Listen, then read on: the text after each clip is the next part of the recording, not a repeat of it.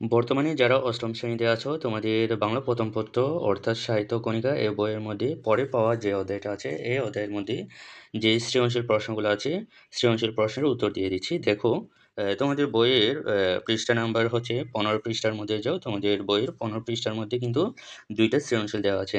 এই দুইটা সৃজনশীলের উত্তর কিন্তু আমি পরপর দিয়ে দিচ্ছি। দেখো প্রথমে 1 নং সৃজনশীল প্রশ্নের উত্তর দিয়ে দিব, তারপরে হচ্ছে 2 নং সৃজনশীল প্রশ্নের উত্তর দিয়ে দিব। ঠিক আছে? তারপর দেখো তোমাদের 1 নং সৃজনশীল প্রশ্নের উত্তর দিয়ে দিচ্ছি। এই যে দেখো 1 নং প্রশ্নের উত্তর ক। এই যে পরে পাওয়া রচনাটি বিভূতিভূষণ বন্দ্যোপাধ্যায়ের একটি কিশোর গল্প। ওকে? তো এটা হচ্ছে তোমাদের বইয়ের 1 নং সৃজনশীল প্রশ্নের ক। তারপরে 1 নং সৃজনশীল প্রশ্নের খটা দেখো, তো এইখান থেকে এটুকু পর্যন্ত লিখে দিলেই হবে। জাস্ট এখান থেকে এইটুকু। তোমরা অবশ্যই ভিডিও থামিয়ে সুন্দর করে লিখে ফেলো অথবা মুখস্থ করে ফেলো। ঠিক আছে? অথবা বুঝে নাও। ঠিক আছে? তাইলে আমি কিন্তু পরে শোনাচ্ছি না, কারণ ভিডিওটা অনেক লম্বা হয়ে যাবে, তোমাদের সময় নষ্ট হবে সেইজন্য। তো 1 নং প্রশ্নের গ এর উত্তর দেখো, এই যে গ এর উত্তর হচ্ছে এখান থেকে এটুকু পর্যন্ত। এটা হচ্ছে 1 নং প্রশ্নের উত্তর গ।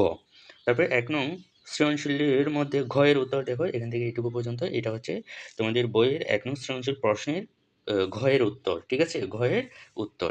তারপরে দেখো তোমাদের বইয়ের যে 2 নং সৃজনশীল প্রশ্নটা আছে, 2 নং সৃজনশীল প্রশ্নের ক এর উত্তর দেখো, এই যে এখান থেকে এইটুকু।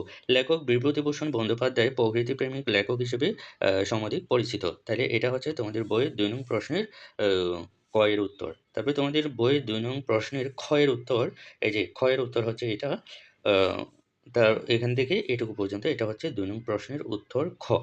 তারপরে 2 নং প্রশ্নের গ এর উত্তর দেখো, এই যে গ এর উত্তর হচ্ছে এখান থেকে এটুকু পর্যন্ত। এটা হচ্ছে 2 নং প্রশ্নের উত্তর। ওকে?